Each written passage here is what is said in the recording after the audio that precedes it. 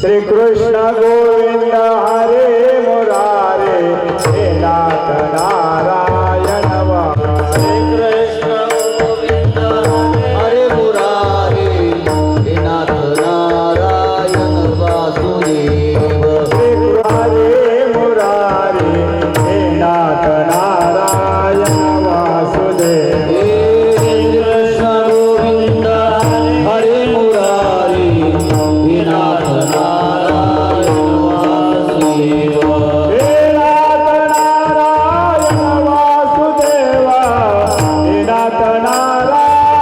वासुदेव हे नाथ नारायण वासुदेव हे नाथ नारायण वासुदेव काही वाजवा भजन करा वासुदेव हे नाथ नारायण वासुदेव हे नाथ नारायण वासुदेव हे नाथ नारायण वासुदेव श्री कृष्ण गोविंद हरे मुरारे हे नाथ नारायण वासुदेव श्री कृष्ण गोविंद हरे मुरारी हे नाथ नारायण वासुदेव श्री कृष्ण गोविंद हरे मुरारे हे नाथ नारायण हे कृष्ण गोविंद हरे मुरारी हे नाथ नारायण वासुदेव श्री कृष्ण गोविंद हरे मुरारे हे नाथ नारायण वासुदेव कृष्ण गोविंद हरे मुरारी हे नाथ नारायण वासुदेव गोपाल कृष्ण भगवान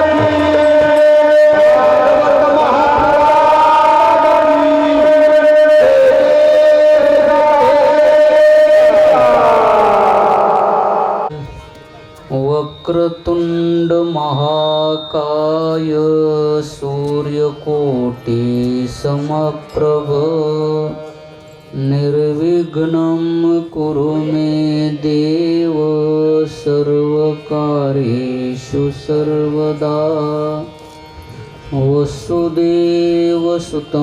देवं कंसचाणूरमर्दनम् देवकी परमानन्दं कृष्णं वन्दे जगद्गुरुं गुरुर्ब्रह्मा गुरुर्विष्णु गुरुर्देवो महेश्वरा गुरुर्साक्षात् परब्रह्म तस्मै श्रीगुरवे नमः नारायणं नमस्कृत्य नरं चैव नरोत्तमं देवीं सरस्वतीं व्यासं ततो जयमुदीरये गोपाल कृष्ण भगवान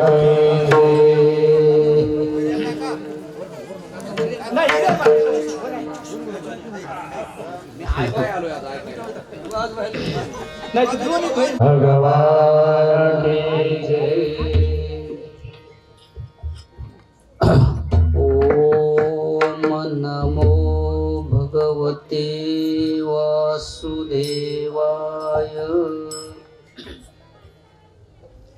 श्री शुकवाच भरतस्तु महाभागवतो यदा भवतावनि तलपरिपालनाय सञ्चितस्तदनुशासनपरता पञ्चजने विश्वरूपदुहितमुपयते गोपाल कृष्ण भगवान की जय. आपल्या या भागवत कथेमध्ये आज तिसऱ्या दिवसाच्या सेवेला आपण प्रारंभ करत आहोत. आणि भागवत म्हटल्याच्या नंतर या भागवतामध्ये दशलक्षणाचा विचार आहे, म्हणून हे श्रेष्ठ पुराण. आणि बाकीचे जे आहेत ते पुराण, काही उपपुराण, आणि हे मात्र महापुराण. कारण याच्यामध्ये 10 लक्षणाचा विचार सांगितलेला आहे. सर्ग, विसर्ग, स्थान, पोषण, उती, मनवंतर, ईशानुकथा, निरोध, मुक्ती, आश्रय, अशा 10 लक्षणांनी युक्त असलेलं हे पुराण. आणि भगवंताने स्वतः या पुराणामध्ये प्रवेश केलेला आहे. स्वतः स्वकीयम यद् भवेत् तस्य तस्य भागवते दधाम तिरोधाय प्रविष्टायम श्रीमद्भागवतार्णवम. म्हणजे भगवंताने स्वतः या भागवतामध्ये काय केलेलं आहे? प्रवेश केलेला आहे. म्हणून भागवताचं आपल्याला श्रवण होणं म्हणजे भगवंताचं दर्शन आहे साक्षात. भागवताचं श्रवण म्हणजे भगवंताचं आपल्याला काय आहे? दर्शन आहे. आणि म्हणून आज तिसऱ्या दिवसाच्या सेवेसाठी आपण प्रारंभ करत आहोत. आणि योगायोगाने आपल्या जवळचेच महाराज काका महाराज हे या ठिकाणी आलेले आहेत. आणि बाकीचे भजनी मंडळी तरी आहेतच आपले. रोज आता प्रत्येकाचे नाव सांगण्यापेक्षा सर्व या ठिकाणी उपस्थित आहेत. म्हणून आता आपण कथेला प्रारंभ करत आहोत. गोपाल कृष्ण भगवान की जय.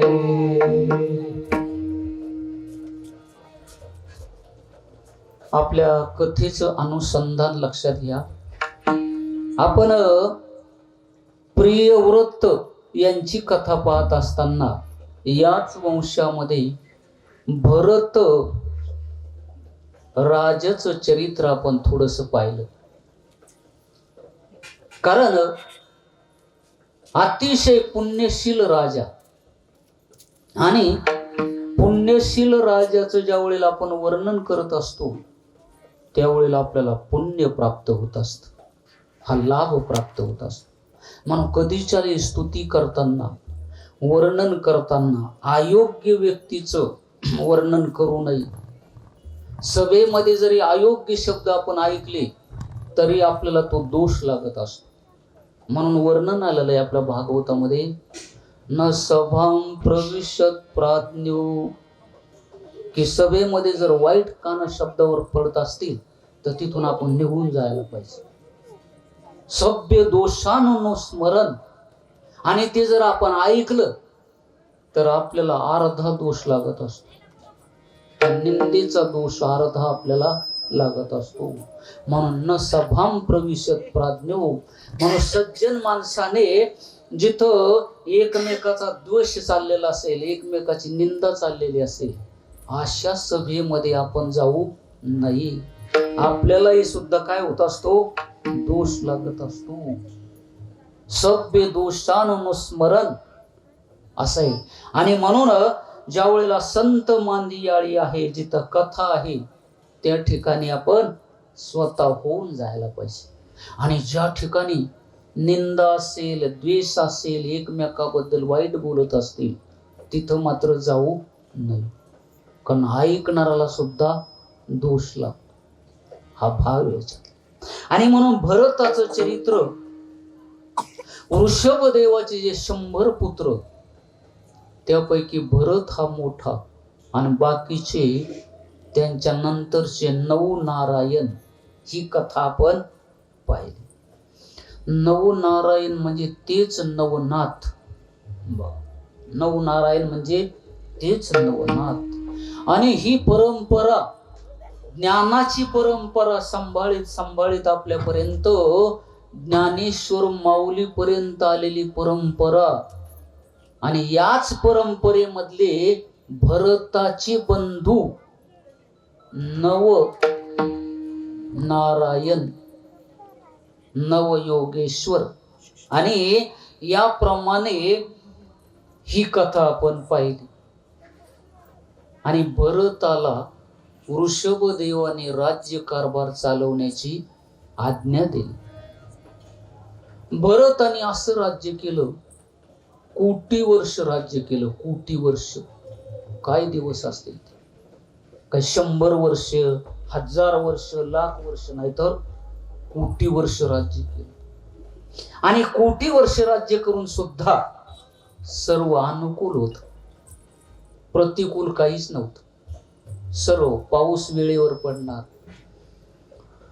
वनस्पती सर्व फलद्रूप होत होत्या.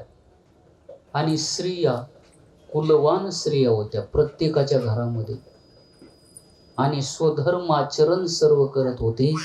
असं भरताचं राज्य चाललेलं होतं. कोटी वर्ष झाल्याच्या नंतर भरताने विचार केला की हे जे आहे ना, शेवटी एक दिवस आपला आणि याचा संबंध तुटणार आहे.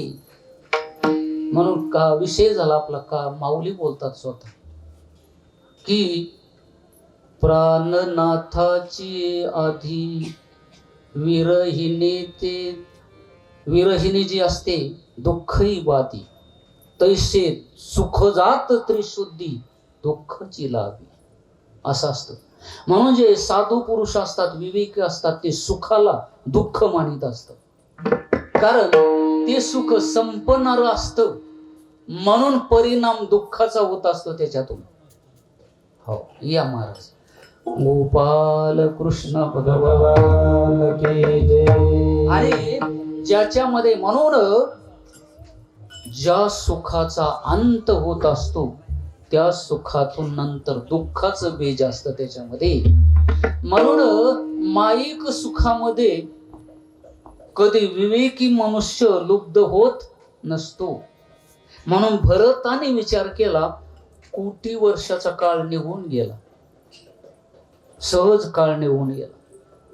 आणि काळ हा काय करत असतो, काल सृजते भूतानी काल संहरते प्रजा संहरंतम प्रजा कालम कालक्षमयते पुनः. म्हणून काळ निर्माणही करतो आणि काळ संपूनही टाकतो. आणि जे जे गेले त्यांचं परत आपल्याला दर्शन होत नाही. म्हणून शुकमुनी सांगतात, ए भूपतये राजन भुवंती भुवमोजसः कालेन ते कृता सर्वे कथा मात्र कथा सुच. शुकमुनी सांगतात, राजा, ये भूपत, या भूमितलावर, या भूमीवरती जे जे राजे झाले ते काळाने संपवलं त्यांना. मागे काय राहिलं त्यांचं, फक्त कीर्ती राहिली, नाव राहिले, पण त्यांच्या शरीराचा आकार संपला. आणि कुठं गेले त्याचा तपास लागला नाही. आतापर्यंत जे कुठे कुणी गेले कोणालाच सांगता येत नाही. माऊली बोलतात स्वतः, जे नाही तया ते चिंतवी ते चिनेई जे गंधर्वी गेली याचे कवन गावी शुद्धी न लगे. 5 प्रकारे. म्हणून हा अशा प्रकारचा विचार, विवेक जागृत झाला कोणाकडे, भरताकडे. कोटी वर्षाचा काळ निघून गेला. आणि मग विचार केला भरताने की आपण आता काय करायला पाहिजे, तर स्वतः हे राज्य सोडून चिंतनासाठी एकांतामध्ये जाणं गरजेचं आहे. कारण या व्यापामध्ये जर आपण गुंतून बसलो तर आपण भगवत चिंतन करण्यासाठी आपल्याला विक्षेप तयार होईल. आणि म्हणून हा विक्षेप नाहीसा करून आपण आता एकांतामध्ये जायला पाहिजे. मग एकांत वासामध्ये हा विचार केला. महाराज वर्णन करतात, काळ सारा वाचिंतने, काळ सारा वाचिंतने, काळ सारा वाचिंतने, काळ सारा वाचिंतने, एकांत वास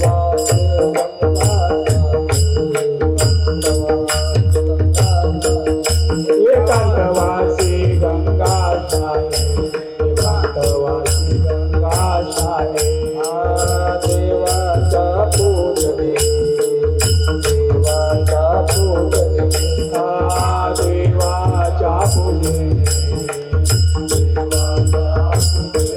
प्रदक्षिणा तुळशीचा, प्रदक्षिणा तुळशीचा,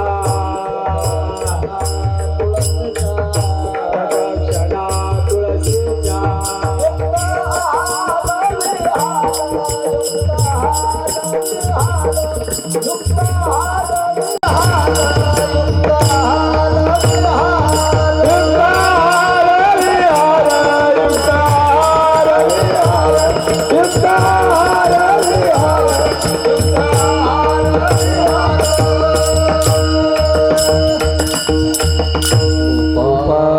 कृष्ण भगवान की. म्हणून भरताला जे 5 मुलं होती, सर्व संपत्ती मुलाच्या स्वाधीन केली. आणि भरताची पत्नी जी होती विश्वरूपाची कन्या, विश्वरूप देव त्यांची कन्या असलेली आणि पंचजनी नावाची जी पत्नी, त्यांच्यापासून त्यांना 5 पुत्र प्राप्त झाले होते. 5 पुत्र. या 5ही मुलांना हे राज्य स्वाधीन केलं त्यांचे. आणि सर्वस्वाचा त्याग करून हा भरत एकांतामध्ये गेला. एकांतामध्ये गेल्याच्या नंतर त्या ठिकाणी भगवत चिंतनामध्ये वेळ चालू झाला त्यांचा. पहाटेच्या वेळेला उठावं, उत्तम तारकोपेतः. मग कधी उठावं याचे सुद्धा नियम सांगितले आहेत आपल्याला, आपल्या मानवासाठी.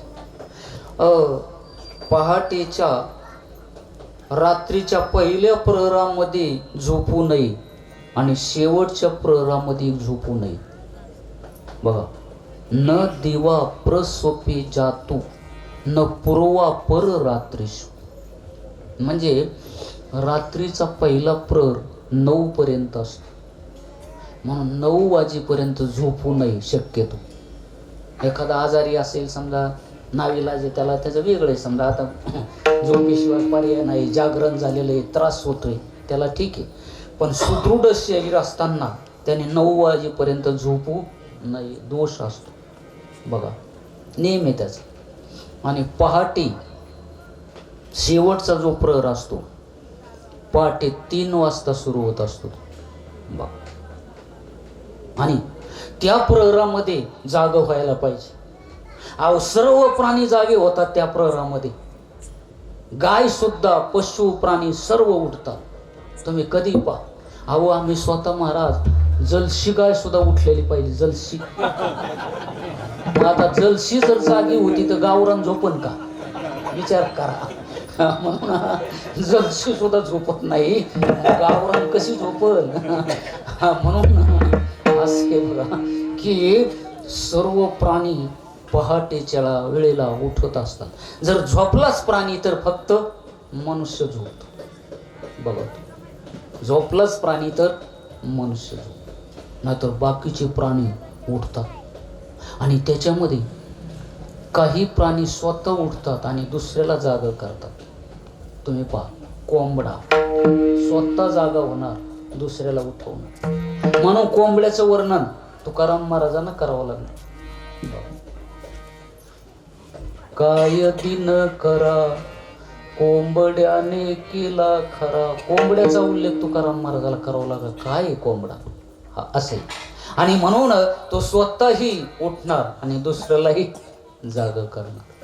प्राणी आहेत काय असे.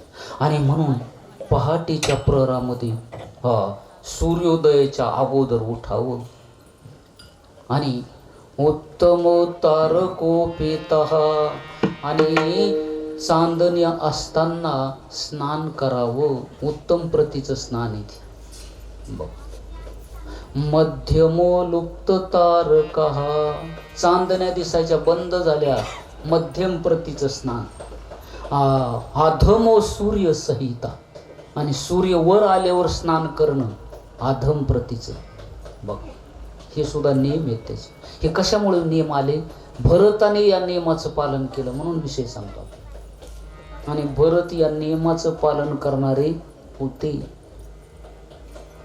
नियम आसन प्राणायाम असे नियम चालू होते त्यांचे. आणि अशा नियमाने ते संपन्न असलेले भरत आणि सहवास त्यांना ऋषींचा होता. पुलह नावाचा आश्रम गंडकी नदी. कारण गंडकी नदी जी आहे भगवंताच्या घामापासून तयार झालेली. गंड स्वेदात भो यत्र गंडिका सरिता वराहा असं विष्णू पुराणामध्ये त्याचा श्लोक आहे. आणि म्हणून गंडकी नदी ही स्वतः भगवंताच्या घामापासून तयार झालेली. बघा अशी ही गंडकी नदी. आणि गंडकी नदीच्या तीरावरती हे भरत स्वतः भगवत चिंतनामध्ये वेळ घालीत होते. पुलह आश्रमाच्या उपवनामध्ये एकांत स्थानामध्ये ते राहून आणि पाणी फूल फळ भगवंताला अर्पण करायचं. भगवंताची आराधना करू लागले ते. आणि अशी आराधना चालू असताना इतका प्रेम वेग होता त्यांना. भगवंताबद्दल प्रेम दाटून यायचं. कंठामध्ये प्रेम दाटून यायचं. अष्ट सात्विक भाव तयार होत होते. बघा अष्ट सात्विक भाव तयार होत होते त्याला. भक्ती. कारण आता सर्वस्व सोडलं त्यांनी. 5 मुलांच्या स्वाधीन राज्य केलं.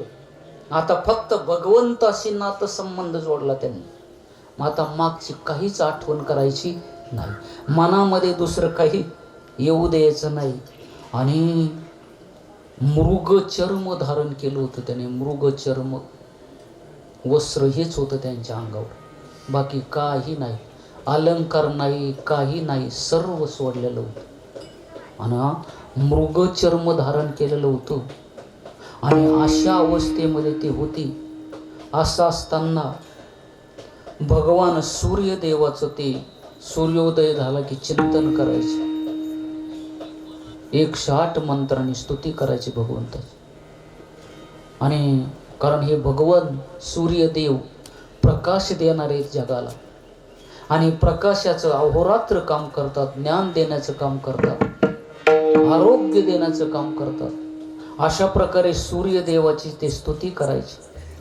आणि एक वेळेला नित्य नेम आटोपून त्यावेळेला नदीच्या जवळ भगवत चिंतन करत ते बसले.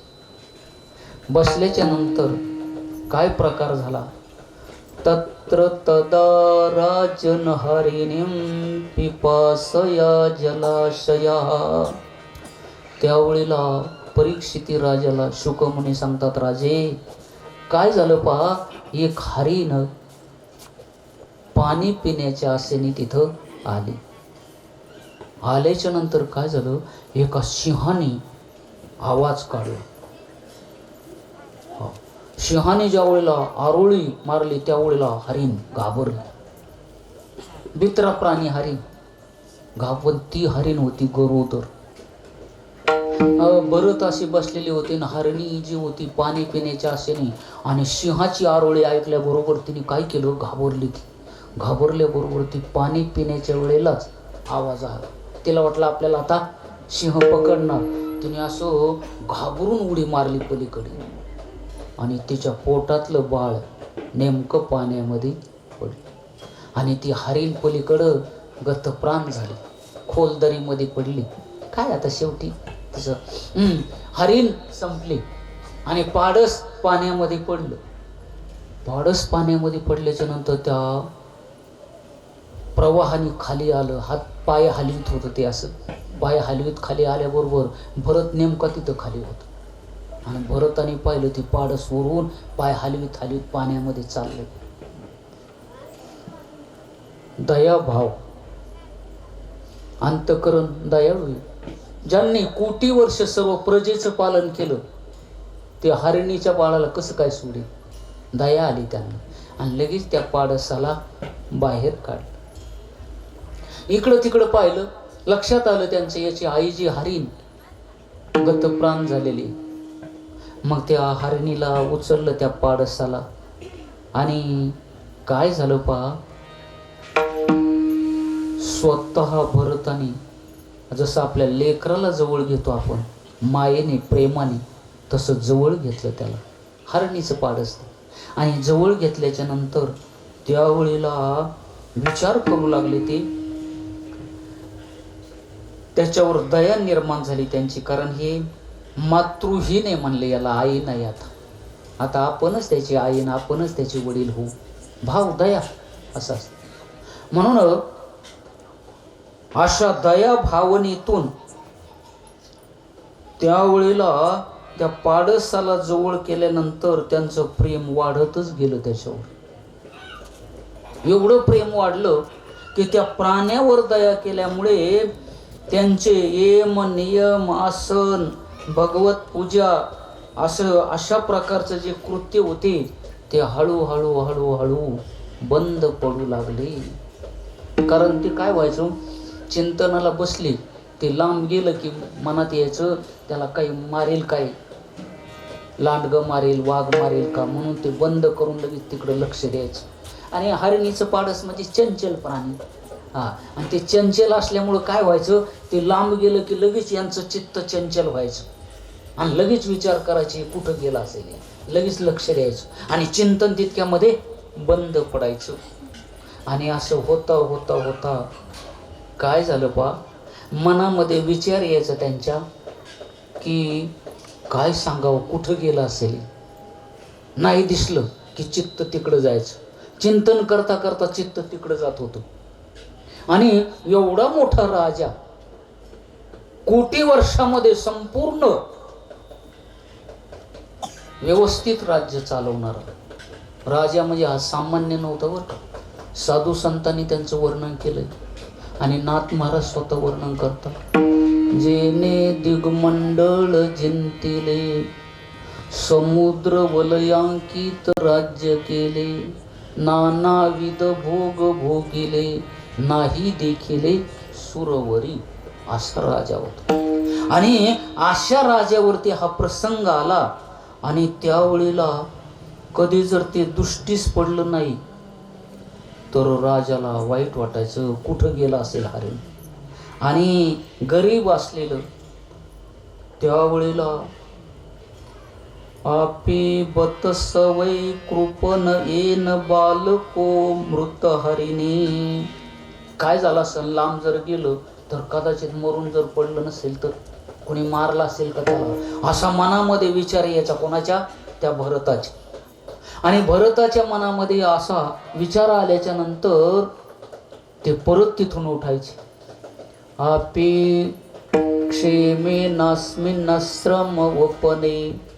त्यावेळी लगेच ते उठायचे आणि उठल्यानंतर ते इकडे तिकडे पाहायचे, कुठं गेला असेल, कुठं गेला असेल. सारखं हरणाचं चिंतन सुरू झालं. आणि गोपाल कृष्ण भगवान की जय. श्री कृष्ण गोविंद हरे मुरारी, हे नाथ नारायण वासुदेव. श्री कृष्ण गोविंद हरे मुरारी, हे नाथ नारायण वासुदेव.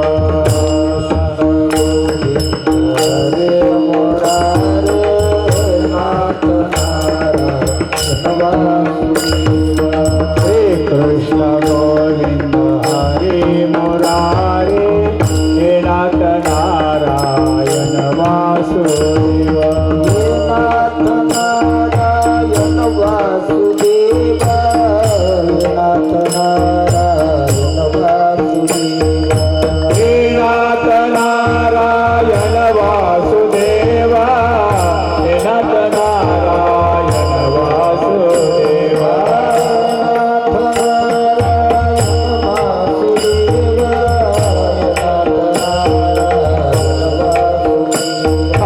हे नाथ नारायण वासुदेवा, हे नाथ नारायण वासुदेवा,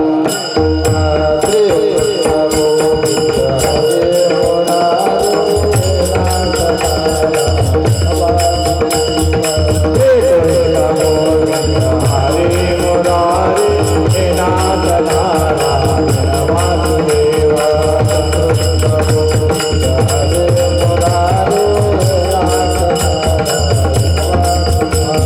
हे कृष्ण गोविंद हरे मुरारे, हे नाथ नारायण वासुदेवा,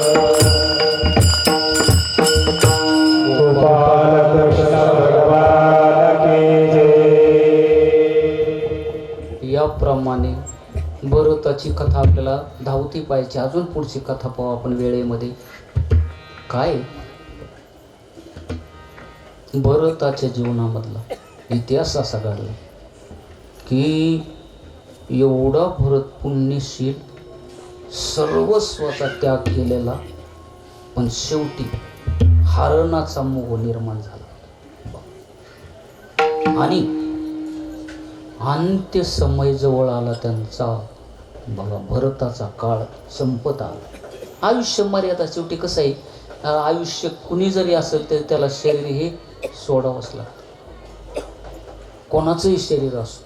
आणि शरीर सोडताना थोडाफार त्रास होतच असतो. आयुष्याचे सूत्र बिघडता, भूताची उमटे खडाडता, काय न मरत याची चित्ता युगांत असं होतं. कारण मरण म्हटलं की थोडं दुःखाचाच टाईम येतो, प्रसंग येतो. आणि जे साधू पुरुष असतात त्यांना त्याचं काहीच वाटत नाही. मरण म्हणजे स्वप्नासारखं वाटतं त्यांना, कारण ते भगवंताशी एकरूप झालेले असतात. आणि शरीरामध्ये जरी ते राहिले तरी कसे राहत असतात. माऊली बोलतात, देह खोळ मानोनी, ठेले आपणा पे आपण होनी, जैसा मठ गगनी भरोनी, गगनीच असे. देहाला ते खोळ समजतात. खोळ असं असतात बघा, की जसं आपण कपडा म्हणतो आणि कपडा आता फाटत आला की म्हणतो जाता ते टाकून कुठंतरी आपलं दुसरं नवीन मिळेल. भक्त ऐसे जाणाचे देही उदासा, ऐसे जाणाचे देही उदासा, ऐसे जाणाचे देही उदासा,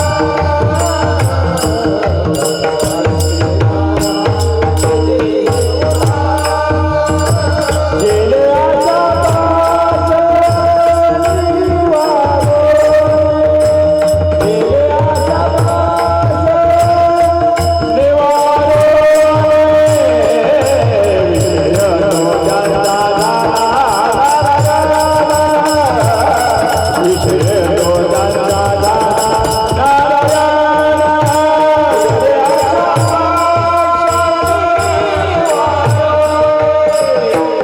आशा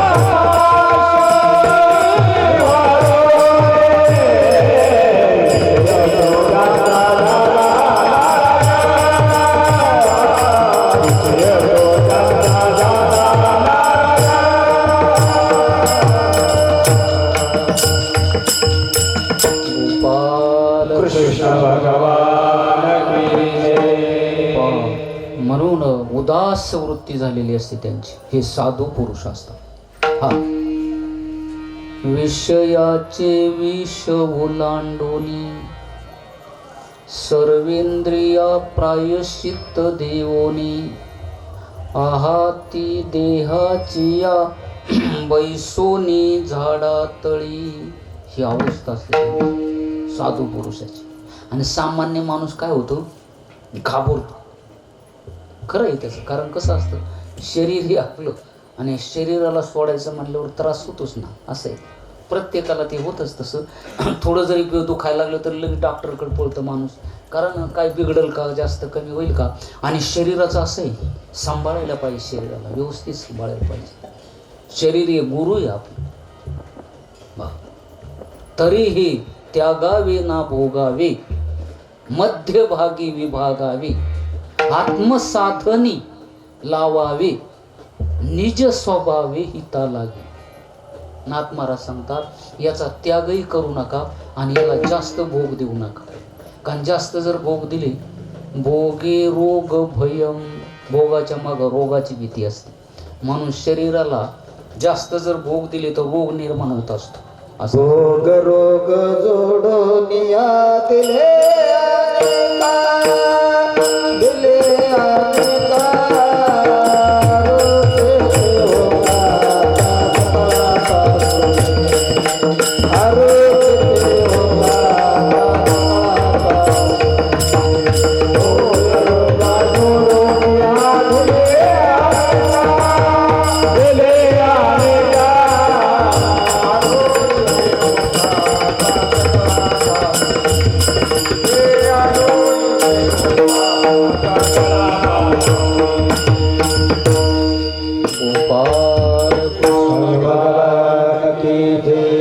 म्हणून शरीर म्हटल्याच्या नंतर याचा त्याग करू नये का. साधन आहे, साधन शरीर. या साधनाने आपल्याला काय करता येतं, काय करता येणार नाही. या शरीराने आपल्याला भगवत रूपता प्राप्त करता येते. आपल्याला या शरीराने ज्ञानाच्या द्वारा, भक्तीच्या द्वारा. आणि या शरीराचं येणं जाणं याच शरीराने संपवता येतं. तैसे येण्याची शरीरे, शरीरा येणे सरे, किंबहुना येरजारे. या शरीराचा उपयोग अशासाठी होतो, म्हणून शरीराला चांगलं सांभाळावं. शरीराला पीडा देणं सुद्धा दोष असतो बरं का. विनाकारण शरीराला पीडा देणं पापाचं लक्षण आहे. म्हणून दुसऱ्याला जरी पीडा दिली, आपल्या शरीराला जरी पीडा दिली तरी दोष असतो. म्हणून शरीराला व्यवस्थित सांभाळ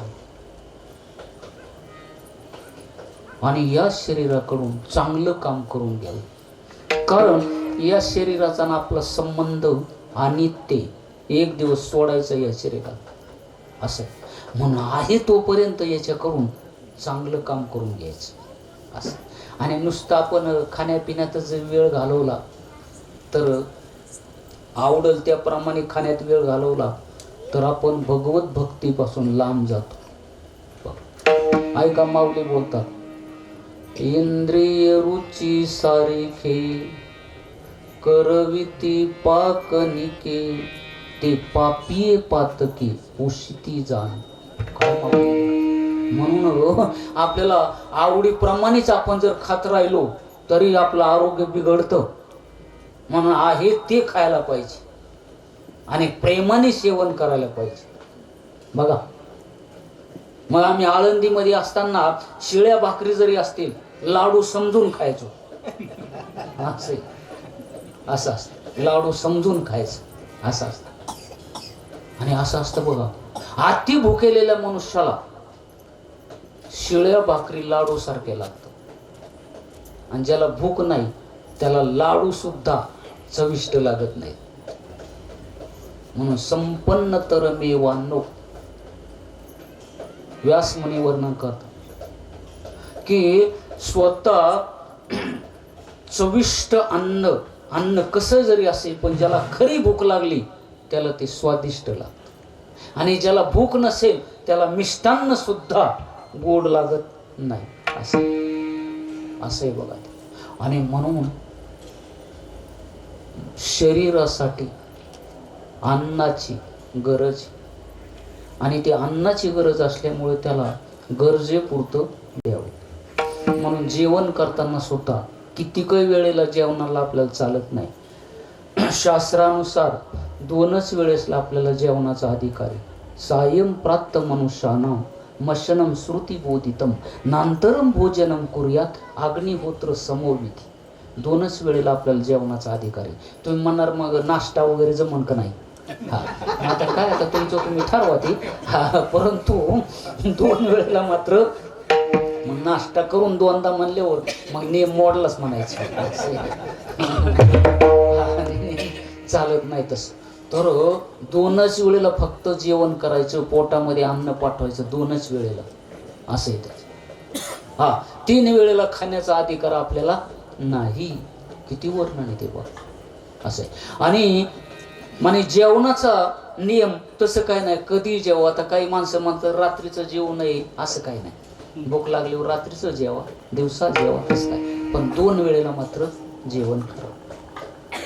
सायं प्राप्त मनुष्याना मशनम श्रुती बोधित. गोपाल कृष्ण भगवान की जय. आज मांदी अळीच आली का? तेव्हा चांगली गोष्ट आहे, आनंद वाटला. गोपाल कृष्ण भगवान की जय. याप्रमाणे भरताने आपला वेळ शरीर चालवण्यासाठी कंदमुळं पाला हे खाऊन भगवत चिंतनामध्ये वेळ घालवला. परंतु एक झालं बघा, काय? अंत्य समय जवळ आला, शरीर सोडण्याचं प्रारब्ध जवळ आलं. काम प्रारब्ध असं असतं. म्हणून हे कोणालाच चुकत नाही. प्रारब्धानुसार घडतच असतं. त्याप्रमाणे प्रारब्ध योग शरीर सोडण्याचा आला आणि काळाने आयुष्य संपवलं त्यांचं. आणि त्यावेळेला आपण आपल्या शरीराला विसरतो, पण काळ विसरत नाही कधी. बघ, माऊली बोलतात, जैसा शरीराते काळू न विसंबे कोणीही वेळू. एक क्षण सुद्धा काळ विसरत नाही आपल्या शरीराला, लक्षात घ्या. वाटयाचे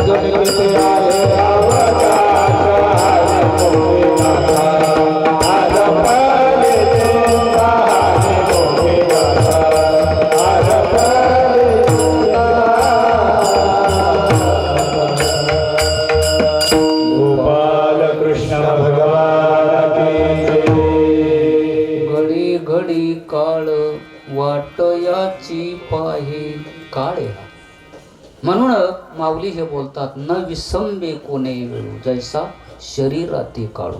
शरीराला काळ विसरत नाही. आपण विसरतो आपल्या शरीराला.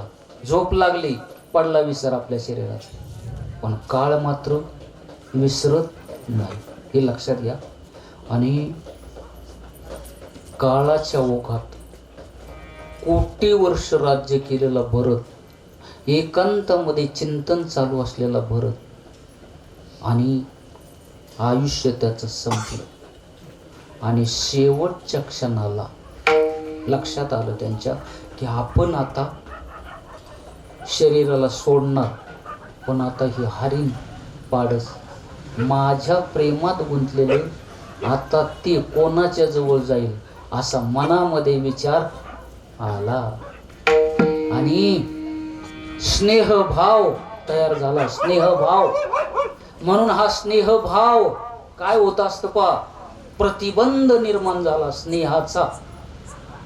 म्हणून स्नेहभाव ज्या वेळेला प्रतिबंध निर्माण करतो, म्हणून आपला विषय झाला की कुंती देवीने हे भगवंताला मागितलं होतं, स्नेहपास मिमम छंदी, की माझा स्नेहपास नाहीसा करा.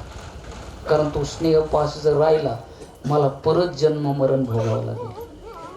आणि ते स्नेहपाशाने गुंतवलं भरताला. एवढा मोठा राजा पुण्यशील भरत हो, पण स्नेहपाशामध्ये गुंतवलं भगवंताने त्याला.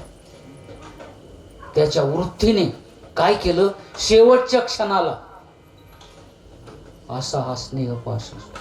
आणि त्या अंत्य समयाच्या वेळेस जसं स्मरण होईल तसा जन्म प्राप्त होतो.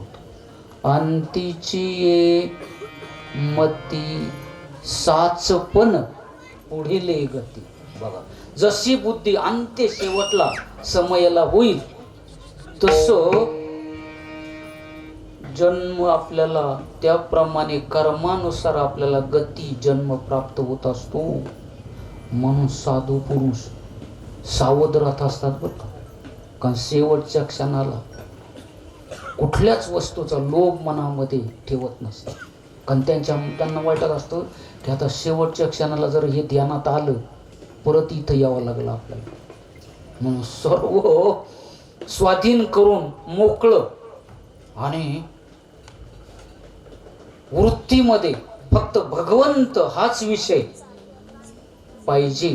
पण भरताकडून तसं घडलं नाही. शेवटच्या क्षणाला मुलं सोडलेले 5 मुलं, त्यांची आठवण झाली नाही, कोणाचीच आठवण झाली नाही. पण हरणाचं मात्र स्मरण शेवटला सुटलं नाही.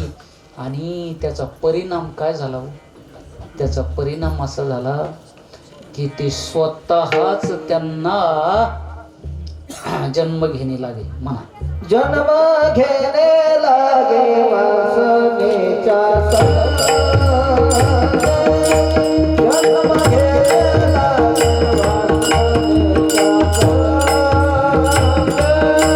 जन्म घेणे लागे वासनेच्या संग. जन्म घेणे लागे वासनेच्या संग. जन्म घेणे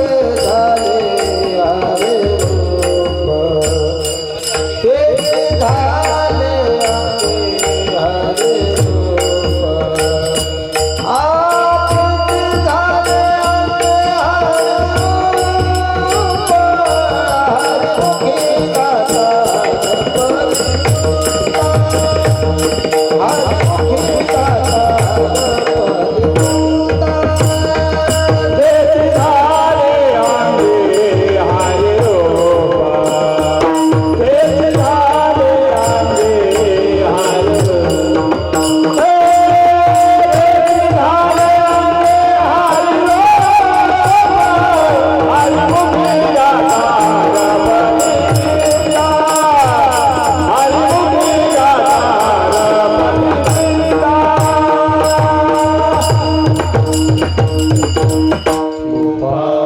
कृष्ण भगवान की जय. काय झालं, वासना जन्म घेणे लागे वासनेच्या संगी. वासने बरोबर जन्म. आता काही काय म्हणतात जड भरत राजा हरणी गर्भा गेला वगैरे, पण ते क्षेपक असल्यामुळं मागच्या वेळेसच विषय झाला आपला, म्हणून काय उचललं नाही बरं का कोणी, नाही तर लगेच म्हणले असतं. मागच्या कथेतच ध्यानात आलं त्याच्या. तेव्हा काही काय म्हणतात आपले ज्याचं त्याचं हे असतं ते. तेव्हा म्हणून वासनेचा प्रभाव किती मोठा हो. एवढ्या मोठ्या पुण्यशील माणसावर वासनेने सोडलं नाही. तरी तपोबळी जन्मधारी, तरी तपोबळी जन्मधारी, तरी तपोबळी जन्मधारी, तरी तपोबळी वासनेचा संग होया वासनेचा संग होया वासनेचा संग होया अंधकारे, वासनेचा संग होया अंधकारे. तरी तपोबळी जन्मधारी, तरी तपोबळी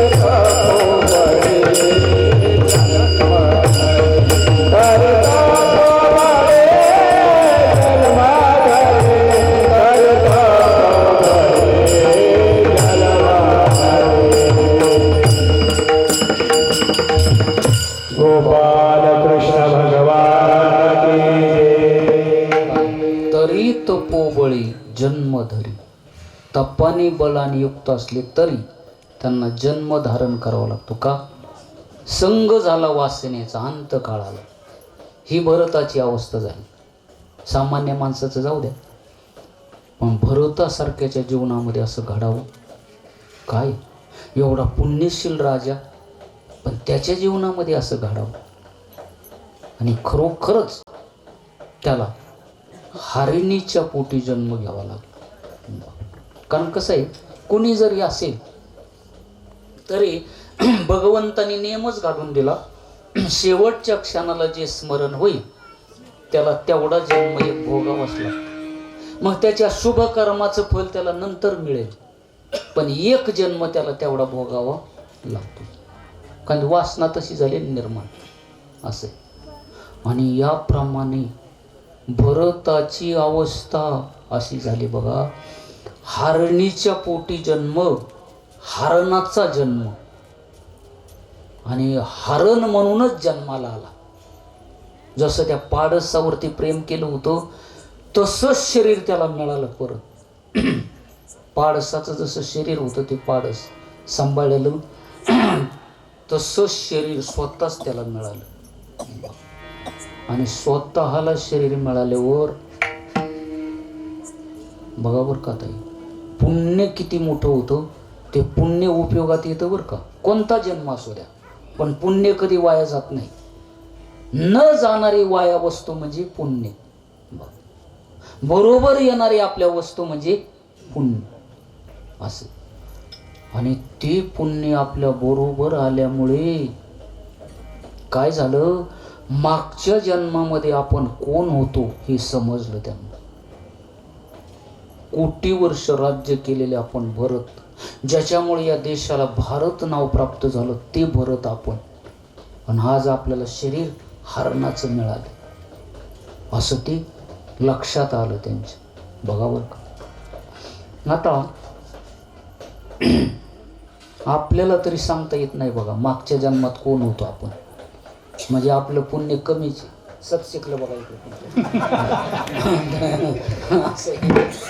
आता तुम्हाला कळत असलं तर मला नाही, पण मला नाही कळत कोण कोण होतो, नाही कळताच. आणि पुढं काय होईल हे बी सांगता येत नाही बा. पण भरताचं पुण्य आपल्यापेक्षा जादाच होतं. कारण कशावरून, त्यांना कळत होतं की आपण मागच्या जन्मामध्ये भरत होतो, कोटी वर्ष राज्य केलं होतं, आणि 18 प्रकारच्या वनस्पती फलद्रूप होत होत्या, नद्या गंगेसारख्या पाण्याने प्रवाहित होत होत्या, सर्व अनुकूल होत होतं. पण आज मला हे शरीर हरणाचं मिळालं असं त्या भरताला कळालं. मग आता काय करायचं त्याने आता विचार केला, आता मात्र ही वासना आपल्याला या जन्मापर्यंत आणलं. वासनेने किती वाईट ही वासना, किती कठीण. आणि शेवटच्या क्षणाला ज्या भगवत प्राप्तीसाठी सर्व सोडून मी आलो ते बाजूला राहिलं, आणि एका पाडसाच्या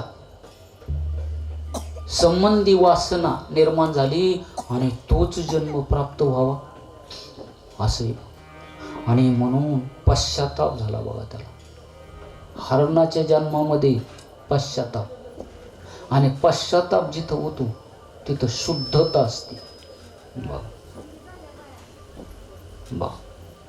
म्हणून असं असतं पहा, ज्यावेळेला मनुष्य कुठल्या कर्माचा पश्चाताप झाला तरी तो मनुष्य त्याच्यातून अनुताप तीर्थी नहाला.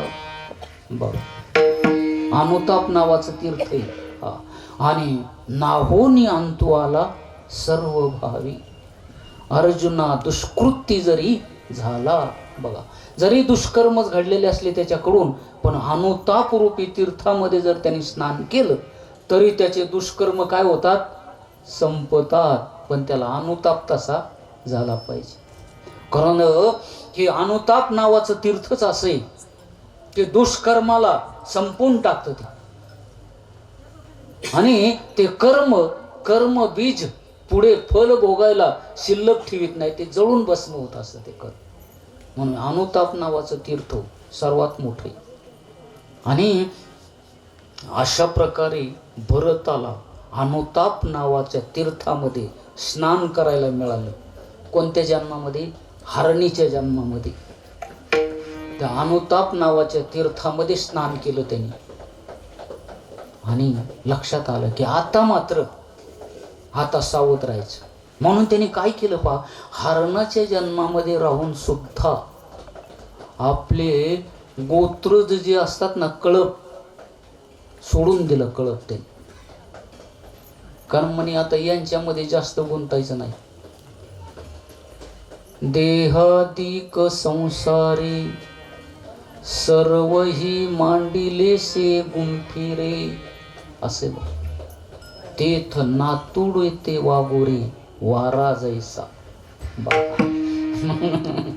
प्रपंचामध्ये सर्व परिवारामध्ये साधू राहत असतात, पण ती वाऱ्यासारखे राहतात. वारा, हवा कधी गुंतून राहते का त्याच्यात? किती तुम्ही करा, हवा निघून जाते त्याच्यातून. पिंजरे लावले, पिंजऱ्यामध्ये दुसरं अडकत पण हवा अडकत नाही. तसं विवेकी माणूस मुलात, नातवात, त्यांच्या सर्वात राहतो. पण कसा राहतो तो? त्याला माहिती असतं सर्वही मांडिले से गुण फिरे. कारण हे आपल्याला गुण टाकणारे, म्हणून त्यांच्यात हवेसारखा तो राहत असतो. प्रेम देत असतो पण ममत्व नसतं. प्रेम असतं पण ममत्व नसतं. अशा अवस्थेमध्ये म्हणून भरताने काय केलं, हरणाच्या परिवार जो होता त्यांचा कळप सोडून दिलं त्यांना. आणि शेवटच्या क्षणाला आता हरणाचा जन्म म्हणले होते तर आपल्यासारखं काही चिंतन करता येणार नाही, गायन करता येणार नाही, भजन करता येणार नाही. पण मनाने चिंतन केलं भगवंताचं. मनाने भगवंताचं चिंतन केलं. हरिणीच्या जन्मामध्ये ज्ञान स्मृती जागृत राहिली त्यांची. आणि भगवत चिंतन करत असताना सर्व अनुताप पश्चाताप झाल्याच्या नंतर स्वतः विचार केला की आता हे शरीर काय, म्हणे शरीर सोडायचं आपल्याला, आता सोडायचं हे शरीर. आणि ते शरीर शेवटी गंडकी नावाची नदी तीर्थामध्ये समर्पित करायचं. पवित्र तीर्थ असं असतं. जलरूप तीर्थ असते. पाणी जरी असलं पण भगवंताच्या घामापासून ही गंडकी नदी तयार झालेली महाविष्णूची. म्हणून त्याच्यामध्ये समर्पित केलं शरीर त्याने. हरणाचा जन्माचा संबंध संपला. आणि काय झालं, परत शरीर मिळालं बघा अजून. कारण शरीराचा संबंध असतोच कुठपर्यंत, जोपर्यंत भगवत प्राप्ती होत नाही तोपर्यंत शरीराचा संबंध तुटत नसतो. असं आहे बघा, वर्णन आलेलं आहे त्याचं. जीवो यस्य नुगो देहो भूतेंद्रिय मनोमयः तन्निरोधस्य मरण माविर्भावस्तु संभवः. तोपर्यंत संबंध तुटत नसतो. जीव ब्रह्माचं ऐक्य ज्या साधनाने व्हायचे, त्या साधनाच्या द्वारा जेव्हा ऐक्य होतं त्यावेळेला तिथं कर्म संपल्या जातं, वासना संपल्या जातात. त्यावेळेला मग मात्र काय होत असतं, एक रूपता द्वैत जिथं समाप्त होत असतं, म्हणून तिथं जीवदशा संपली आणि त्यावेळेला शरीराचा संबंध तुटतो. आणि जोपर्यंत कर्म शिल्लक आहे तोपर्यंत शरीराचा संबंध सुटत नसतो. हा सिद्धांत आहे बरं का. म्हणून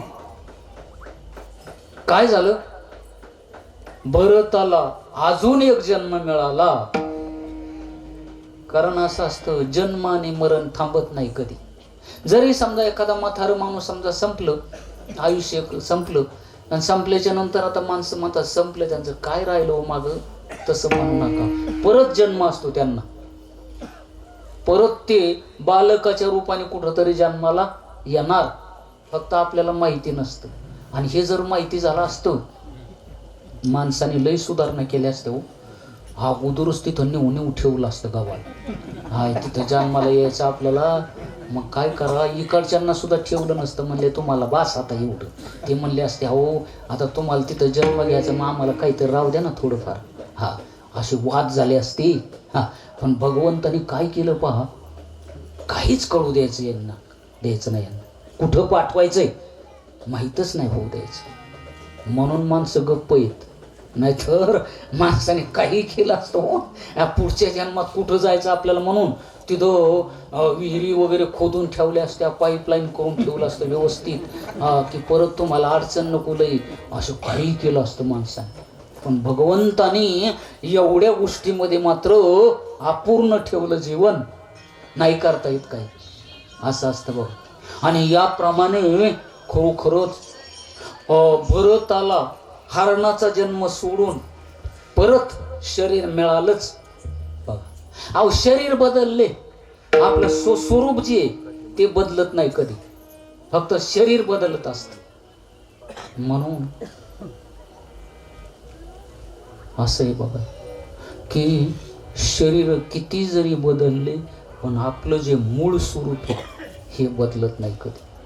आपण स्वतः आपलं स्वरूप जे आत्मस्वरूप ब्रह्मस्वरूप हे कधी बदलू शकत नाही. आणि म्हणून भरताच्या लक्षात आलं, आपण भरत होतो, भरताच्या रूपाने शरीर होतो. दुसरं आपल्याला शरीर मिळालं हरणाचं, ते शरीर सोडलं आणि आता आपल्याला शरीर मिळालं परत मनुष्याचं. आणि ते शरीर असं मिळालं, ब्राह्मण कुळामध्ये शरीर मिळालं, ब्राह्मण कुळ. आणि ब्राह्मण कुळामध्ये मिळाल्याच्या नंतर काय झालं पहा, जे असे ब्राह्मण होते चांगले होते ब्राह्मण, ये नियम आसन प्राणायाम प्रत्याहार ध्यान धारणा अशा नियमाने पालन करणारी, यम नियमाचं पालन करणारी होती, दान धर्म करणारी, अध्ययन करणारे, वेद पठन करणारे, असे चांगल्या प्रकारे ब्राह्मण होते ते. आणि असे ब्राह्मण कुळामध्ये त्यांना जन्म मिळाला. आता ते ब्राह्मण जे होते त्यांना 2 पत्न्या होत्या बघा. अगोदरची जी पत्नी होती ना तिला 9 मुलं बघा, आणि दुसरी जी पत्नी होती ना तिला 1 मुलगी आणि 1 मुलगा झाला, जुळे. आणि त्या जुळ्यामध्ये यांचा नंबर लागला, मुलीबरोबर यांचा जन्म, जुळे. कोणाचा? या भरताचाच नंबर तिथं लागला. आणि अगोदरची जी होती मोठी तिला 9 मुलं होती. हा परिवार मोठा होता थोडा. आणि याप्रमाणे ब्राह्मण देव आपलं यजन याजन अध्यापन अध्ययन असे हे चालू असायचे त्यांचं. आणि याप्रमाणे हे करत असताना काय झालं पहा, त्यावेळेला शुद्ध भरताच्या लक्षात आलं की आपण मागच्या जन्मामध्ये कोण होतो. कळालं परत की मागच्या जन्मामध्ये आपण हरिण झालो होतो, त्याच्या अगोदर भरत होतो, आणि आता ब्राह्मणाच्या कुळामध्ये जन्म मिळाला. आता योगायोगाने हे बालपण जे असतं अज्ञानपणातलं काही दिवस बालपण असतं, ते त्याच्या आनंदामध्ये राहत असतं. आणि बालपणातले दिवस निघून गेले आणि ती स्मृती जागृत झाली त्यांची, आणि लगेच लक्षात आलं की आपण मागच्या जन्मामध्ये वेगळं शरीर होतं, आता या जन्मामध्ये शरीर वेगळं मिळालं, पण आता मात्र सावध राहायचं.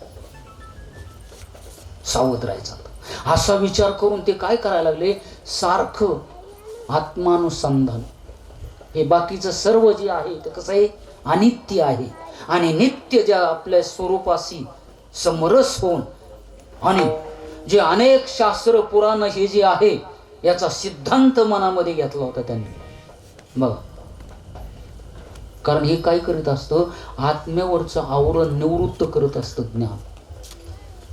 तैसा आत्मदर्शने आढळू, असे अविद्येचा जो मळू, तो शास्त्र नासी येरू निर्मळू, मी प्रकाशेसू. ही असं बघ, म्हणून शास्त्र पुराण हे ऐकावं लागतं, कारण त्याच्यामुळे आत्म्याचा मळ निघून जात असतो.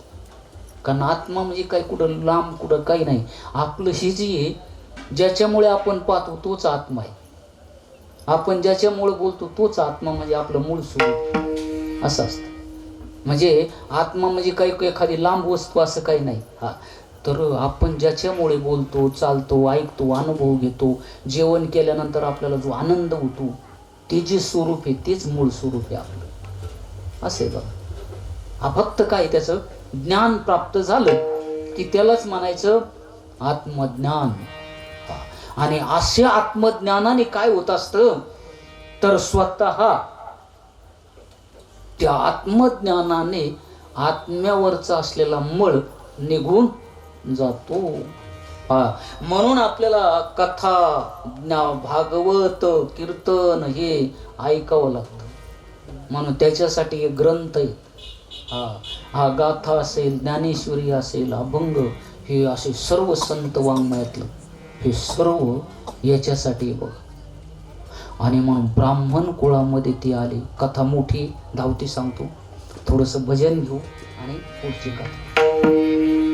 श्री कृष्ण गोविंद हरे मुरारी, हे नाथ नारायण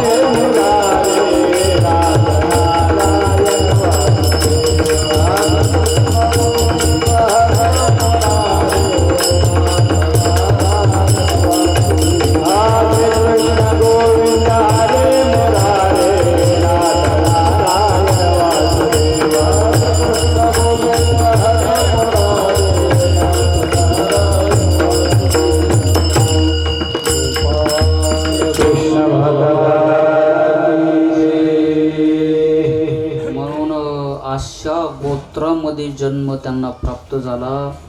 शम दम तप स्वाध्याय वेदाध्ययन संतोष सहनशीलता अशा लक्षणाने युक्त असलेले ब्राह्मण. आणि अशा ब्राह्मण कुळामध्ये अंगिरस गोत्राचे ब्राह्मण, त्यांच्या कुळामध्ये जन्म मिळाला.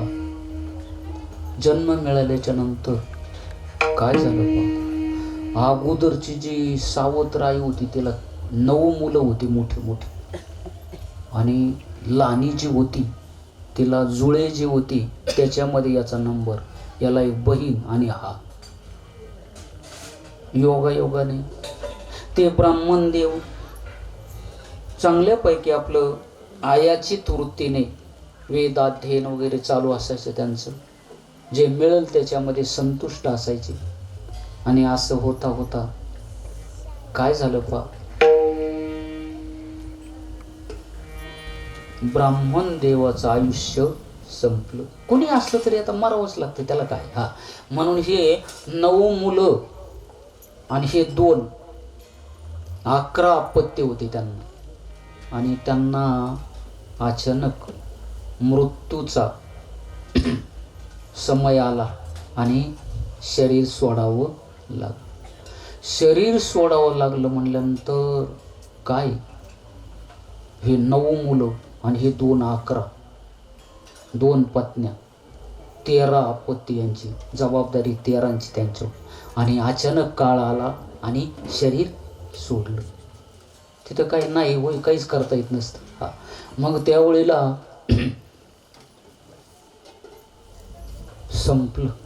संपल्यानंतर काय झालं, त्या काळामध्ये सती जाण्याचा एक नियम होता. सती काय नियम असेल त्या काळामध्ये होता.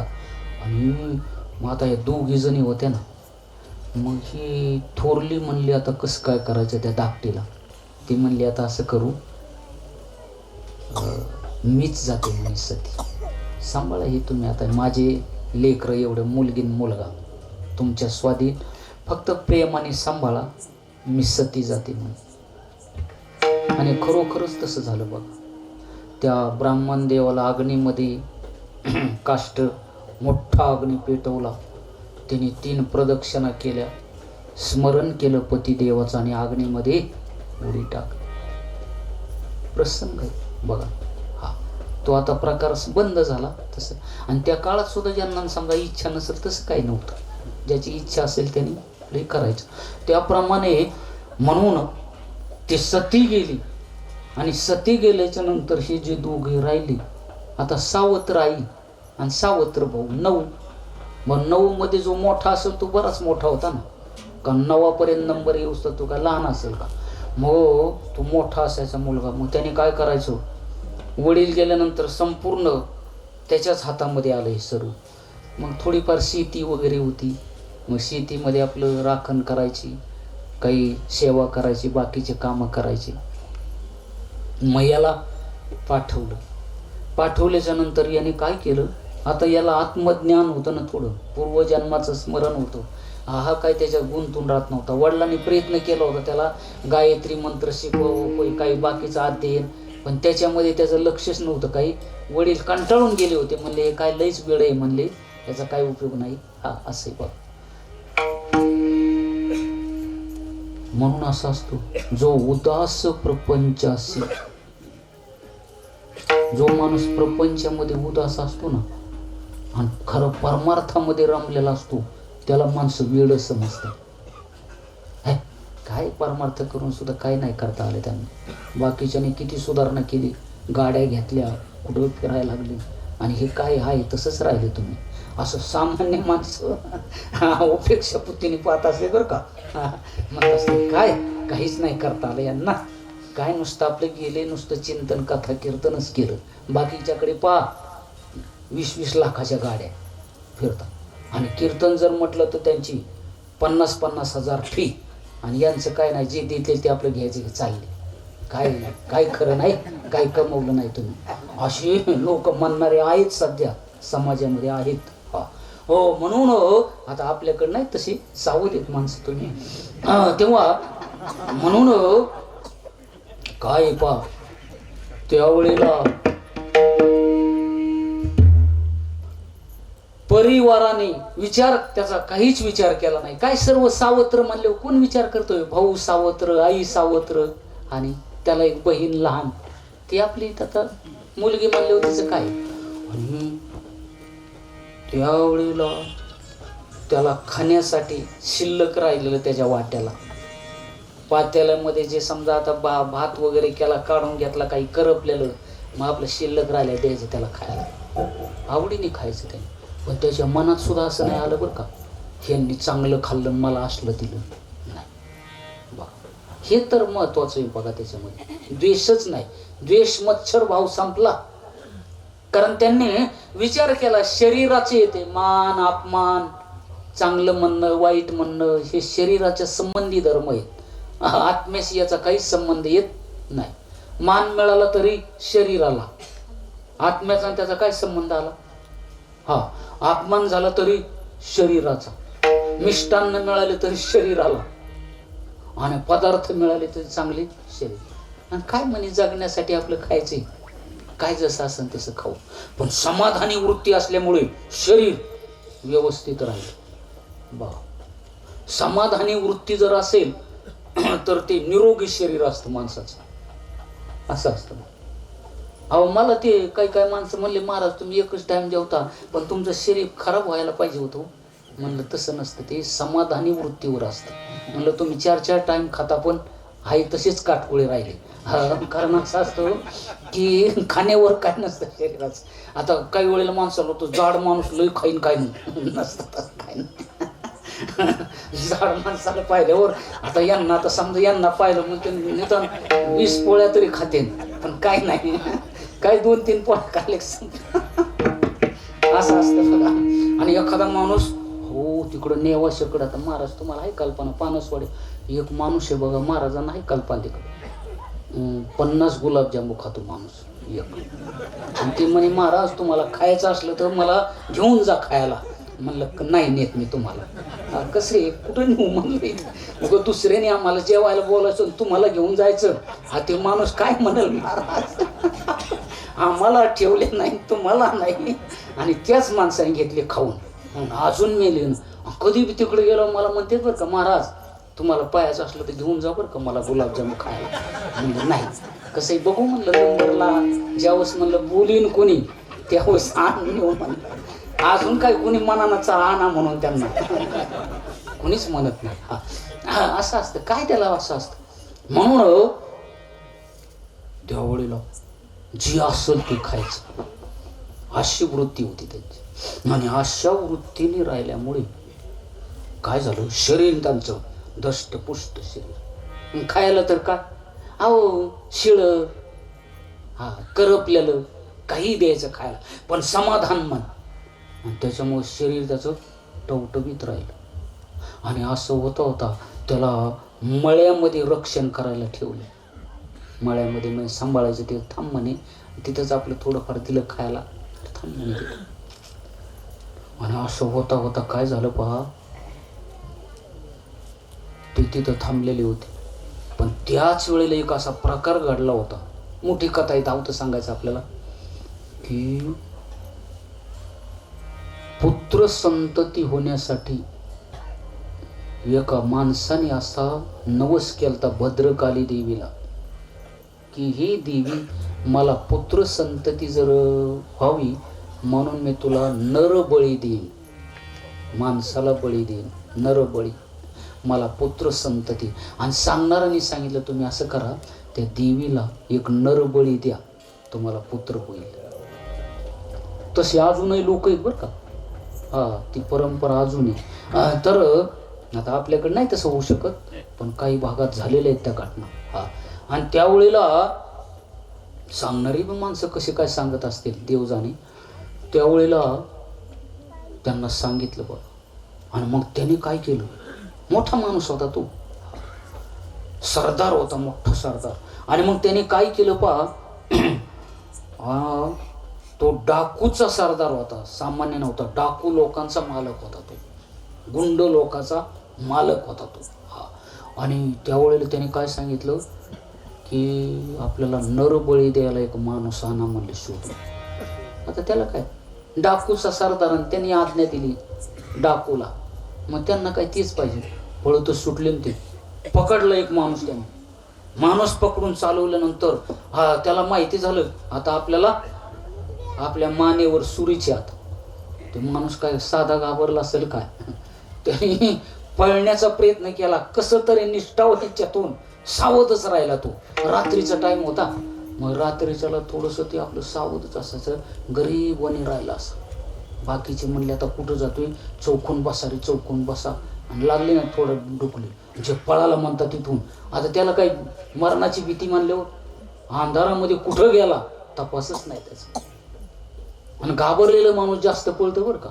हा, त्यावेळेला कुठं पळून गेला अंधारात तपास नाही त्याचा. आणि मग हे म्हणले काय तुम्ही डोळे झाकले गेला ना म्हणले पळून आपला हे आता कोणाला शोधावं. बघू म्हणले काहीतरी. सूर्योदय झाला आणि थोडंसं पुढं चाललं की दिसले हे कोण, भरत. हे ब्राह्मण कुळात जन्माला आलेले, यांना दिसले ना ते शरीर व्यवस्थित आणि दष्टपुष्ट शरीर, आणि शेतामध्ये आपली बसलेली होती. आणि 4 जण म्हणले ते जाऊ द्या पळून, पण हे सापडले ना म्हणले समोर आता. म्हणले चांगलं आहे राव, त्या पहिल्यापेक्षा चांगलं आहे दिसायला. मग म्हणले आता काय गरज नाही म्हणले, आपल्याला त्रास गेला ते गेला असं पळून कुठं, पण हे चांगलं पैकी. मग लगेच त्याला पकडलं बघा. पकडल्याच्या नंतर त्या डाकूचा जो सरदार होता त्यांच्या पुढे आणलं, उभं केलं त्याला. म्हणले बघा हे कसं बळी द्यायला कसं काय. म्हणले त्याला कुठं जखम काही असे का बघा. म्हणले काहीच नव्हतं त्याला, सर्व टवटवीत शरीर होतं. म्हणले चांगला मिळाला म्हणले, देवी प्रसन्न होईना आपल्यावर, इतका चांगला बळी देवीला म्हणल्यावर खरंच आपली इच्छा पूर्ण होईल म्हणून. आणि जो सांगणारा जो होता गुरु त्यांचा, तो तिथंच होता. ते म्हणलं तुमची इच्छा पूर्ण होईल, काही काळजी करू नका. बघा काय देव कृपे, देवीची काय कृपा आहे म्हटली, चांगला बळी मिळाला तुम्हाला. बघा सत शिकली इकडं आहे का. आणि म्हणून याप्रमाणे स्वतः म्हटले आता त्याला स्नान घाला, चांगलं खायला द्या. आणि त्यावेळेला मग त्याला काय स्नान घालायला काय थोडी माणसं आहेत का तिथं, सर्व गावातली चूक. प्रत्येकाने म्हणले थोडं थोडं चोळा, अंग चोळायचे, कोणी साबण लावतंय, कोणी उठणं लावतंय, कोणी गरम पाणी, गार पाणी. त्याला कधीच माहीत नाही अशी आंघोळ. आता ते सावत्र आईचं होतं, सावत्र आई ते सावत्र भाऊ असं चोळू त्याला काय लाल केलं अंग त्याचं स्वच्छ, आणि नवे कपडे चढवले. आता काय ते डाकूचा सरदार होता, नवे कपडे, मिरवणूक गावामध्ये मिरवणूक. आणि कशासाठी मिरवणूक ही, बळी द्यायचं होतं देवीच्या पुढे. आणि त्यांना मिष्टान्न खायला दिले, खाल्ले त्यांनी आवडीने. त्याला काय ते विचार केला त्यांनी की शेवटी शरीर हे कसं आहे, याचा संबंध आपल्याला सोडायचा आहे कधीतरी, कोणत्या तरी निमित्ताने सुटत असेल, जाऊ द्या जसं असेल तसं. भगवंताशी चित्त एकरूप झालेलं त्याचं ज्ञानी पुरुष. आणि त्याचं शुभाशुभच नाही काय. नाहीतर आता फाशीवर द्यायचं म्हणलं त्याला खा म्हणल्यावर गोड लागन का जीवन. पण आनंदाने खाल्लं त्याने, मस्त भरपूर जेवला तो. आणि याप्रमाणे त्याला पूर्ण तृप्त केल्याच्या नंतर मिरवणूक काढली त्याची आणि देवीच्या समोर आणलं. मुख्य जे सरदार होते हातामध्ये तलवार घेतली त्यांनी, आणि त्यांचं मग काय असेल ते आपलं मंत्र तंत्र त्याप्रमाणे तो बोलले. आणि जे म्हणले आता खरे भक्त आहेत आपले ते जवळ या म्हणले. सर्व आपले जे मग जे कमी ताकदीचे होते त्यांना दिलं लुटून माग, ज्यांची ताकद जास्त होती ते जवळ, कमी ताकदीवाले मागं लुटले. मग पाहायचं होतं ना देवीच्या पुढे बळी देताना, त्यांना मागं लुटून दिलं. पण योगायोग काय झाला बघा, ज्या वेळेला ते सर्व मंत्र म्हणायचं संपलं, तलवार घेतली मानेवर टाकणार, पण काय झालं, देवीच्या अंगातून मूर्ती होती ना देवीची, त्याच्यातून खरी देवी प्रगट झाली आणि तीच तलवार देवीने हातात घेतली बघा. आणि काय केलं, जो मुख्य डाकूचा सरदार होता त्याच्याच मानेवर टाकली सुरुवातीला. आणि दुसरा नंबर लागला ज्याने सांगितलं होतं ना की असं असं करावं लागेल, त्याला वाटलं आता पळा, पण कुठं पळल, पळायला जागा नव्हती. दुसरी तलवार लगेच त्याच्या मानेवर पडली. आणि बाकीचे जे कमी ताकदीवाले म्हणले लोटलेले होते ना, ते म्हणले बरं झालं ताकद कमी दिली आपल्याला, पळा, जेवढं पाळता येईल तेवढं पळा. आणि जास्त शक्तीवाले देवीने काय त्याचे मुंडके छाटले आणि सर्वचे सर्व त्या ठिकाणी संपून टाकले बघ. असं असतं हिंसा. म्हणून हिंसा जिथं असते तिथं दोष हे सहन होत नसतो बरं का. म्हणून अहिंसा सत्य वचनम सर्वभूतानुकंपनम शमोदानम यथाशक्ती असे बघ. म्हणून अहिंसा वृत्तीने राहू. याप्रमाणे हे सरदार, हे बाकीचे डाकू धरून आणलेले हे सर्व दिवेने माग ठेवलंच नाही कोणाला, सर्वांना संपवलं आणि देवीने आपल्या जवळ घेतलो बाळाला. बघा काय भाग्य आहे त्याचं. खरी आदिशक्ती, आणि आदिशक्तीने आपल्या जवळ घेतलं आणि त्याला ब्रह्मज्ञानाचा उपदेश केला. ज्ञानदान आणि कृपा केली. हे बाळा, अरे फार मोठं पुण्य केलेलं आहे म्हणे तू, प्रजेची सेवा केलेली आहे फार मोठी. म्हणून असं असतं, प्रजेची सेवा जर व्यवस्थित केली तर भगवंत सुद्धा त्यांच्यावर कृपा करत असतात. आणि प्रजेकडून धन घेऊन जर त्याचा दुरुपयोग केला, चैन केली, तर त्या सर्वांचा दोष त्याला लागत असतो. म्हणून त्याचा श्लोक ऐकत, आरक्षितर राजानाम बलिषड भाग हरिणम तमाहु सर्व लोकस्य. तमाहु सर्व लोकस्य, सर्व लोकांचा दोष त्याला लागत असतो. की समाजाच्या पैशावर जर चैन केली एखाद्या माणसाने दुसऱ्याच्या पैशावर, किंवा गावात वर्गणी करून नुसतं चैन केली एखाद्याने मधीच, ते पैसे ज्याच्यासाठी जमा केले तेच राहिलं बाजूला, आणि मधीच जर हवस केली तर तो दोष त्याला लागतो. समग्रम पापचारिणम, सर्वांचं पाप त्याला भोगावं लागतं, असं असतं. म्हणून कधीच्याला बी आयत्या पैशावर हवस करू नाही, दोष असतो, फेडावं लागतं ते, असं असतं. आणि म्हणून स्वतः त्या राजाला संपवलं, सेवकांना संपवलं देवीने, आणि बालकाला उपदेश केला आणि सांगितलं, बाळ आशीर्वाद तुला असा आहे की आता तुला ज्ञानाचा अधिकारी आहेस, तू ज्ञानाचा अधिकारी. आणि म्हणून देवीची कृपा झाली त्याच्यावर. कारण देवी म्हणजे सामान्य काही, जसं भगवंताचं अनादि स्वरूप आहे तसं देवी सुद्धा कशी अनादि. अनादि अंबिका भगवती, अंबिका भगवती, बोध परदे बोध परदे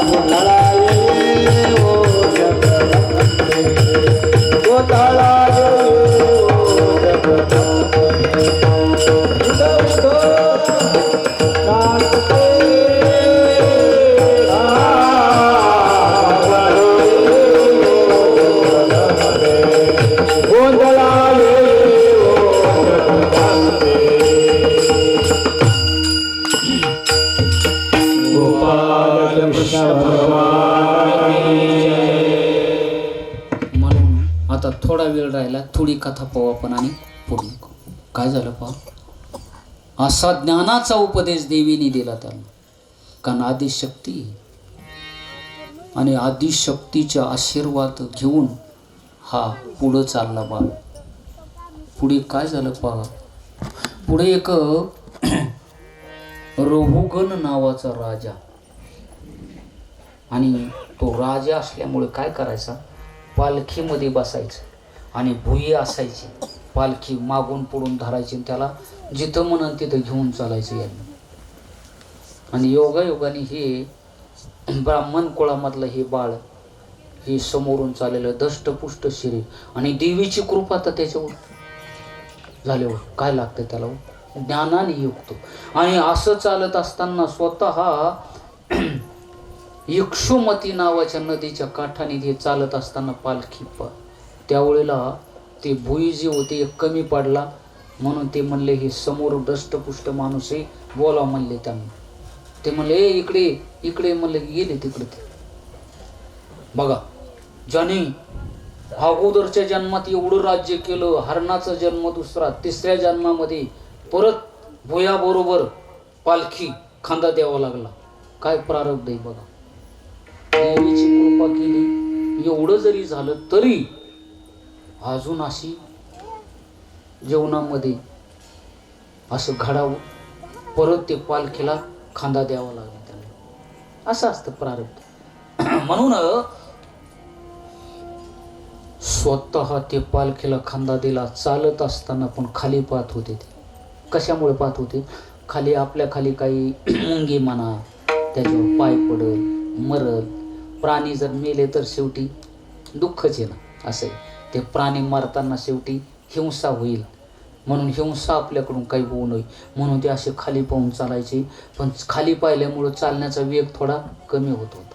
मग बाकीचे म्हटले राजे काय म्हणे, आम्ही व्यवस्थित चालतो पण हा बरोबर चालत नाही. मग लगेच राजाने सांगितलं, अरे तुला शिक्षा देणार म्हणले मी, असं का म्हणून चालतो म्हणे तू. अशा प्रकारे बोलता बोलता रहुगण जो होता त्याला राग आला. आणि रागाने ज्या वेळेला तो बोलू लागला त्यावेळेला भरताने काय केलं, त्याला उपदेश केला. उपदेश, ब्रह्मज्ञानाचा उपदेश केला. जे ज्ञान त्याला प्राप्त झालेलं होतं अगोदरचं, अनेक जन्मातलं ज्ञान, देवीची कृपा त्याच्यावर होती. आणि त्याने ज्ञान सांगत असताना सांगितलं, ओ म्हणे मला तुम्ही शरीराने म्हणता दष्टपुष्ट, हे शरीराचे धर्म आहेत म्हणे. कृशता, स्थूलता हे जे धर्म आहेत शरीराचे आहेत, याच्यापेक्षा वेगळं जे स्वरूप आहे आत्मा, आत्म्याचा आणि याचा काही संबंध नाही म्हणे. आणि असं बोलता बोलता बोलता बोलता तो रहुगण जो होता तो अधिकारी होता, ज्ञानी होता. उगा अज्ञानाच्या पुढे काही बोलून काय उपयोग आहे त्याला. त्यालाही थोडाफार अधिकारी माणूस लागतो, म्हणजे त्या ज्ञानाचा काय होतो, उपदेशाचा उपयोग होत असतो. उगा अज्ञानी माणसाच्या पुढं काहीतरी सांगायचं म्हणलं त्याला वाटतं हे काय उगा बडबड. म्हणून परमार्थिक माणूस ज्या वेळेला काय होत असतो, परमार्थाच्या प्रेमातून माणूस सांगत असतो. आणि समोरच्या माणसाला जर त्याचा गंध नसेल, ते म्हणत असतात बरं आता येऊ का, काय जरा वेळ नाही, काम आहे जरा, मग अभंग तुमचा उद्या बिद्या ऐकू. अविश्वासी खळ तयाचे बोध कैसा, व्यर्थ फुलवाचा व्यर्थ फुलवाचा क्रोधी अविश्वासी त्याची बोध कैसा, व्यर्थ फुलवाचा व्यर्थ फुलवाचा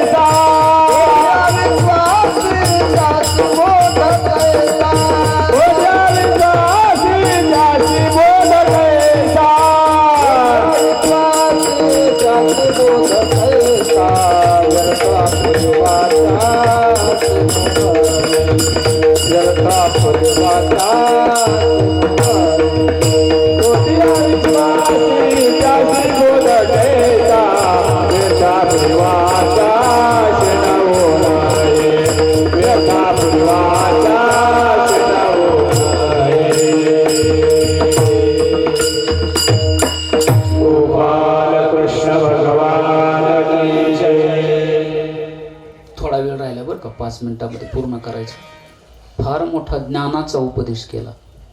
कारण असं असतं, ज्ञान ज्या वेळेला मनुष्याला, आणि हे ज्ञान कोणतं, भगवत ज्ञान, हे ज्याला प्राप्त होत असतं त्याचा किती मोठा अधिकार असतो. माऊली बोलतात, हे ज्ञान जयाचे हाती, तोची समर्थ ये मुक्ती, जैशी शतमक संपत्ती स्वर्गीची ये. असं म्हणून हे ज्ञान आपल्याला परमार्थामध्ये कथा कीर्तन याच्यातून हे प्राप्त होत असतं. आणि हे ज्ञान जोपर्यंत भक्ती आपल्याला प्राप्त होत नाही तोपर्यंत ज्ञाने विनये के उपाय करिसी जितोके तेही गुंफिसी अधिके रोखे, तोपर्यंत आपल्या जन्माचं सार्थक होत नाही. म्हणून आपल्या जन्माचं सार्थक याच्यामध्येच आपल्या हाताने काही दान घडावं, आपल्या शरीराकडून काही भक्ती नामस्मरण परमार्थ भक्ती हे घडावी, म्हणजे आपला जन्म काय होत असतो, सफल होत असतो, सफल. आणि म्हणून या ठिकाणी आज आपण कथा भरताचं चरित्र काल आपण पाहिलं. प्रियव्रत यांच्याच वंशातले भरत राजे, आणि पुढे यांच्या वंशाचं भरपूर वर्णन आलेलं आहे.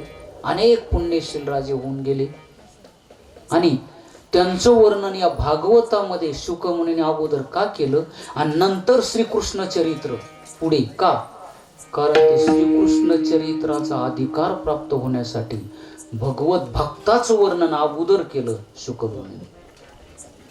कारण भगवंताची आवडते भक्त असतात आणि भक्तांचं वर्णन करणारे जे असतात ते भगवंताला अधिक प्रिय असतात. ते हे प्राणा परोते आवडती मज निरोते, जे भक्त चरित्रा ते प्रशंसिती. म्हणून अशा प्रकारे मागच्या वर्षी या ठिकाणी कार्यक्रम, याही वर्षी बहुसंख्येने या ठिकाणी सर्व श्रोते मंडळी उपस्थित आहेत. म्हणून आता थोडंसं भजन घेऊ आपण, कारण आता प्रसाद आहे परत. हा प्रसाद असल्यामुळे काय वेळेवर आपल्याला सर्वांना प्रसाद घ्यायचा सर्वांनी, म्हणून फार विलंब न लावता वेळेमध्ये आपला प्रसाद सर्वांना मिळावं. आणि म्हणून या ठिकाणी आपण आता थोडंसं भजन घेऊ, नंतर आरती होईल आणि नंतर आपली सेवा पूर्ण. श्री कृष्ण भगवान की जय. श्री ज्ञानदेव श्री तुकाराम.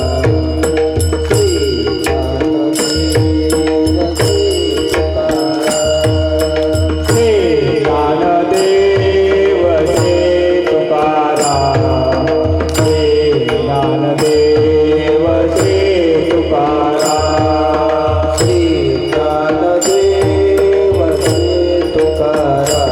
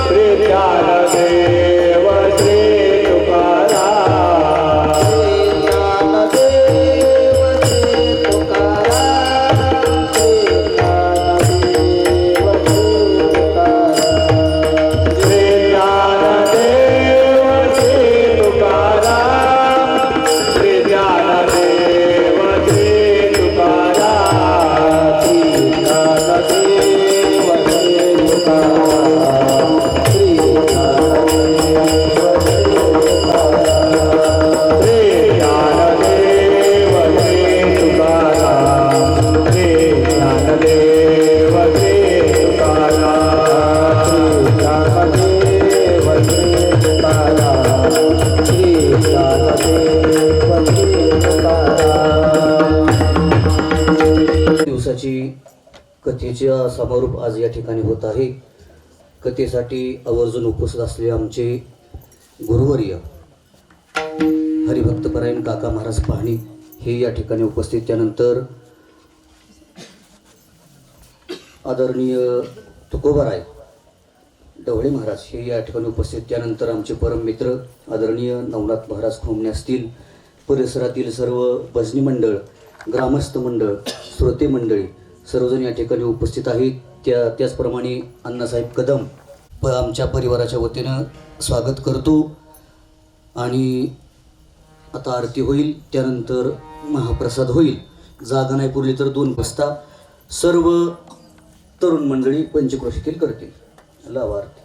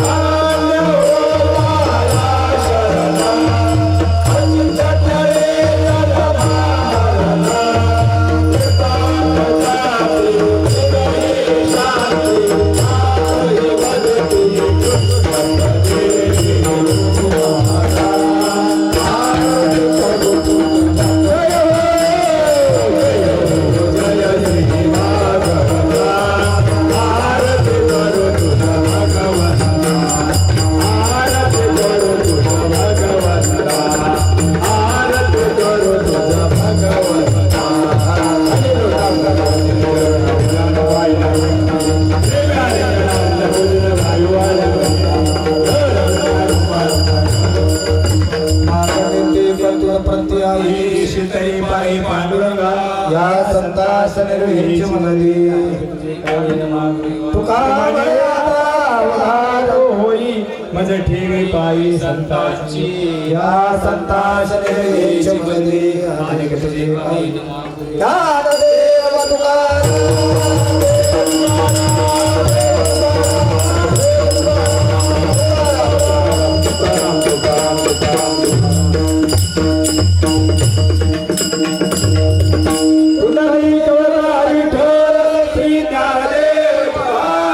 पंढरीनाथ भगवान की जय माऊली ज्ञानेश्वर महाराज की जय जगद्गुरु तुकाराम